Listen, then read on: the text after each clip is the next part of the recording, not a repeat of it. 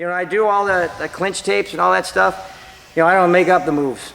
All right, they're all passed down, and Jacob Volkmann is one of the guys that gives us a lot of the moves that we have from our clinch. He was one of the top wrestlers, 3-time All-American for University of Minnesota. He got second in the senior nationals in Greco, and that's for America. That's the top Greco competition. So he's one of the top grapplers in Greco at that point in time as well.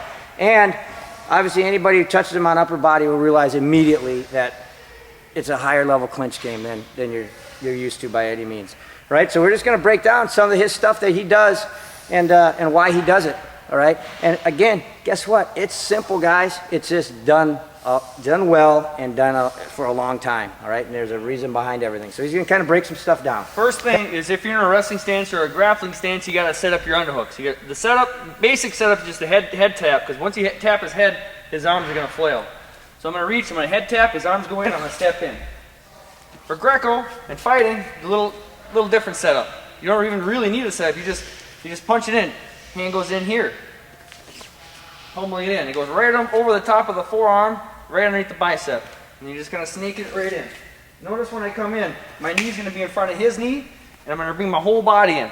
I'm not going to leave my arms extended here. I have no power here. Okay? My whole body's coming in. And once I get in, I'm going to take my arm and I'm going to lift. Always going to elevate. A good fighter, a good wrestler, he's going to whizzer down. Okay? And notice when I get in, I'm blocking his arm from coming in. So he has no underhook. So I have all the power here. Okay? I have more power than him. I have more options to finish than he does. Okay? So from wrestling, you snap, come in. Pretty much from here, it's going to be the same. I'm elevating. I'm leading with my leg. I'm controlling this knee right here. This is the main knee I want to control. Bring my hip in, I'm controlling the knee. Okay, the first move I want to do is a good wrestler, a good fighter, he's going to square up with me, trying to get this arm in. Sometimes they'll get their hand just right there. I'm going to clamp down, not going to let him in. Go right underneath the elbow. I'm still elevating my underhook, but I'm going to change directions here. I'm going to lead with this leg. I'm going to step in front of his knee. I'm going to pull on the underhook, push right here. Make sure you're underneath the elbow. Some guys do this. Notice I got no push here on the humerus. Plus my elbow comes in. So I'm blocking them. I get here underneath. My underhook, I'm elevating. I'm going to step in.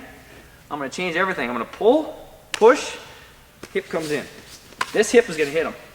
So step, push. Sets up. Look where he's at right here. He's bent over. His butt has to come out. Always front headlock is the first option. Hand on top of the head, pull it down. Okay? Keep your underhook. Always keep your underhook. Once I get here, I'm going to switch my feet up. The one closest to his head is going to go forward a little. One on his arm is going to come back. I'm going to pull him down. Notice, underhook one stays up. This knee always stays up. This one's down. Once I get him to the mat, then I can switch from my underhook to an overhand. Okay? I still have his chin. My shoulder right here is on the spine.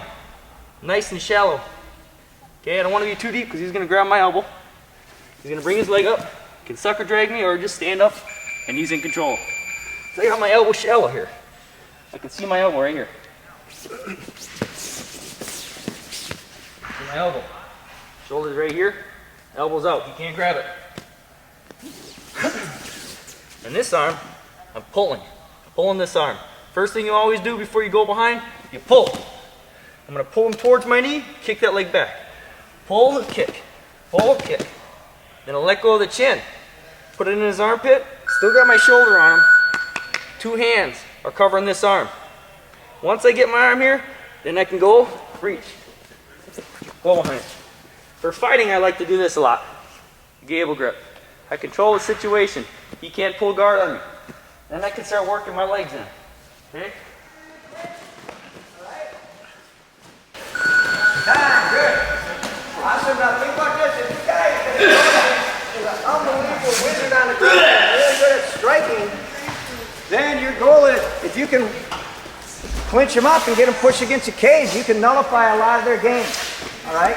That's really important to understand. You can nullify them by clinching them up, put them against the wall. Okay?